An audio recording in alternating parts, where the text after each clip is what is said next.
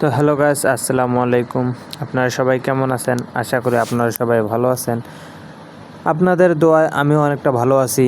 তো ভালো তো অবশ্যই থাকবো, কেননা ভালো রাখার জন্য আপনারা তো আছেন অবশ্যই, এজন্যই ভালো থাকি। আর আপনাদের মাঝে ছোট ছোট ভিডিও বানিয়ে নিয়ে আসার চেষ্টা করি, কারণ আমি অত বড় ব্লগার না।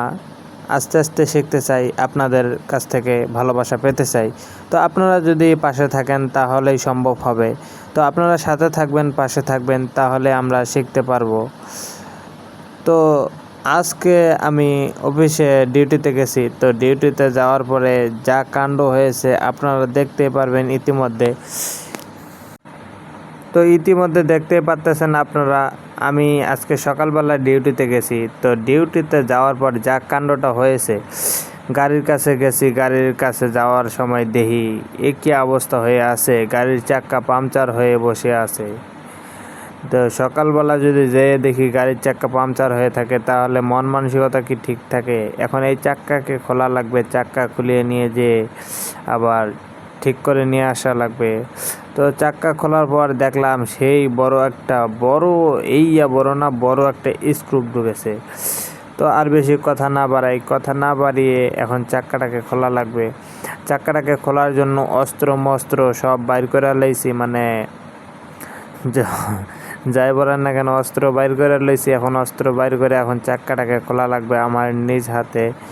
তো এখানে সকালবেলা মিস্ত্রি পাই নেই, সকালবেলা মিস্ত্রি না পাইয়া চাক্কাটা নিজে খোলা আমি নিজে নিয়ে আইছি। হাইটটা নিয়ে আইসা চাক্কাটা দিলাম মিস্ত্রি ভাইরে। তো মিস্ত্রি ভাই আবার তার নিজ দক্ষতায় সে কাজ করতেছে। তো একটা মানুষ তার নিজ দক্ষতায় কাজ করবে, তাকে কখনো জ্ঞান দিতে যাবেন না। কেননা তাকে জ্ঞান দিতে গেলে হয়তোবা সে বিরক্তবোধ মনে করবে, এজন্য তাদেরকে জ্ঞান দেওয়া যাবে না। সে একটা কাজ জেনে শুনে সে একটা প্রতিষ্ঠানে আসে, এজন্য তাকে কখনো জ্ঞান দেওয়া যাবে না। তো অবশেষে দেখতে পাচ্তেছি আমরা চাক্কাটাকে খোলার চেষ্টা করতেছে। চাক্কাটাকে খুলবে, খোলার পরে স্ক্রুটা বের করবে, বের করার পর একটা পট্টি লাগাবে। তো পট্টিটা লাগানোর পরে 2-3টা বাড়ি দেবে, বাড়ি দেওয়ার পরে আবার সেট করবে চাক্কাটা সেট করে আবার লাগাই দেবে। লাগাই দেওয়ার পরে অবশেষে আমি চাক্কাটাকে নিয়ে আসব।